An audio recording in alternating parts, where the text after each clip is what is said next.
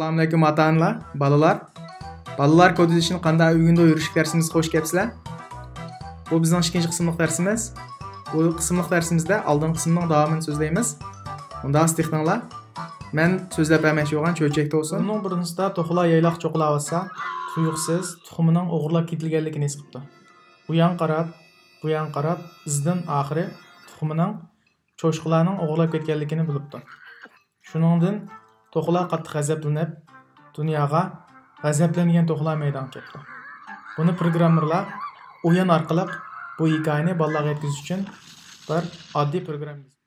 Biz oldin qitim to'qqa yordam qilib ikki cho'shqaning adibini bergan. Unda esa bu 3-cho'shqaning adibini beraylik. Bu cho'shqaninki yetib borgan qadamlari bag'ansir ko'payibdi, ozroq murakkablashibdi. Unda esa bu to'qqa qara. Bu to'qqa qanday qilib bu cho'shqaning qishig'iga kela oladi? Ondan adibini berdi. Biz buni bir program yozaylik. Bu cho'shqaning qishig'i berish uchun to'qqa aldiga bir qadam menib, so'lga qarilib, undan keyin udulga bir ikki qadam mansam yetib bora oladi. Unda bo'lsa, biz bu ishlatmaydigan kodlarni tashlab etsak, bu tashlag'lanmaydi. Bu to'g'ri oldiga menish uchun qanday? Move forward. Bu xatni tushunmasang hech qisi yo'q. Mushu move degan mangmaq, forward degan oldiga mang degan gap. Mushuni yodlab olsang bo'ldi. Move forward bo'lsa oldiga mang. Mushu belgi bilan to'g'ri oldiga mang oladi. Masalan,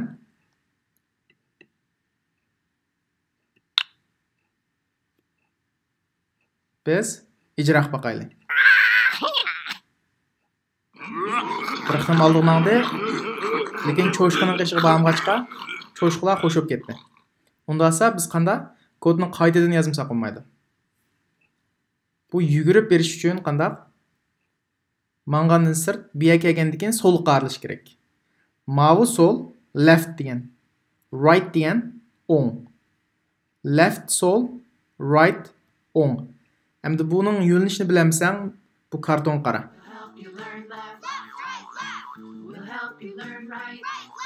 Did you know that if you hold up your left hand, your thumb and index finger make the shape of an L? Endi bilgansa, left, ya'ni left degan so'l degan gap.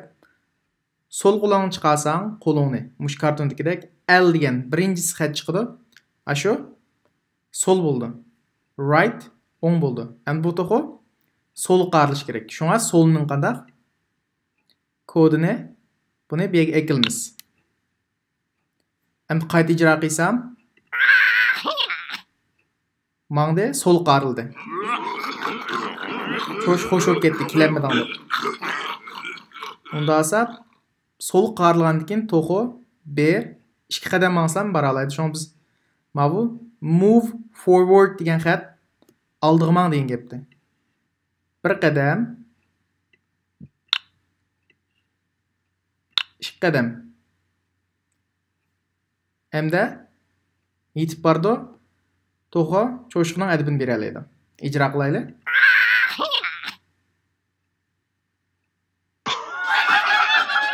To'qlar qo'shib ketdi. Unda esa biz yana bir cho'shqaning adibini beraylik.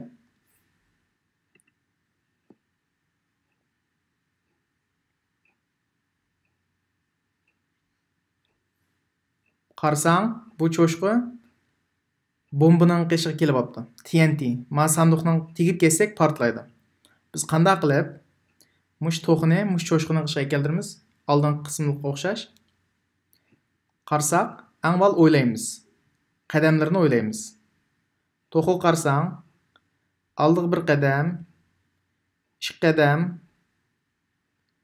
Yo'q, oldiga bir qadam, menib so'lga qarilish kerak.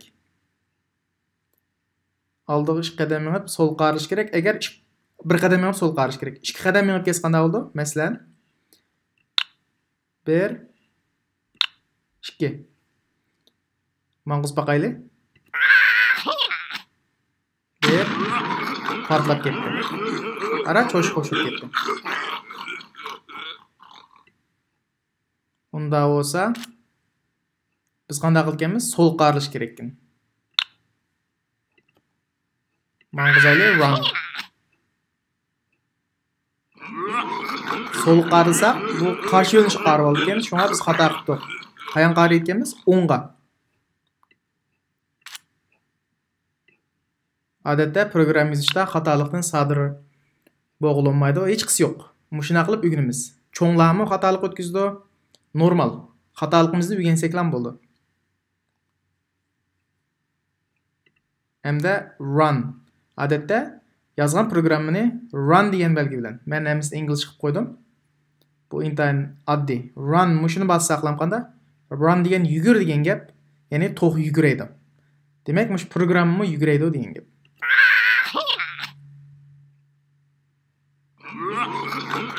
Yani qanday yetib boramiz? Chunki oldiga bir qadam menib o'ngga qarildi. Right degan o'ngga. Endi qanday qilish kerak? Oldiga yana bir qadam menib, so'lga qarilib, yana bir qadam mangsa, andan keyin cho'shqining adbini bera oladi.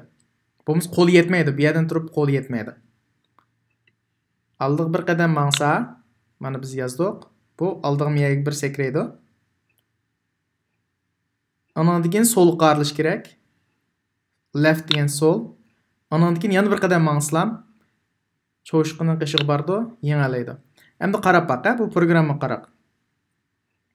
Mavu run, mavu xat yugur degan gapdi-ku.